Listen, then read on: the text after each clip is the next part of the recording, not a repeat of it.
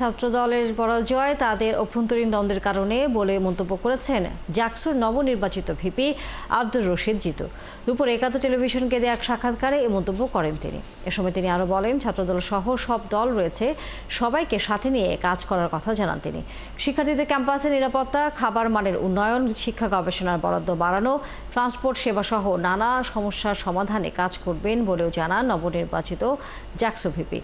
অব্যবস্থাপনা থাকলেও জাকসুতে ভোট কারচুপি হয়নি বলে স্বীকার করেন তিনি। স্বতন্ত্র শিক্ষার্থীর সম্মিলিত প্যানেল থেকে কোনো ধরনের মিছিল বা উল্লাস না করার আহ্বান জানান এই নবনির্বাচিত ভিপি।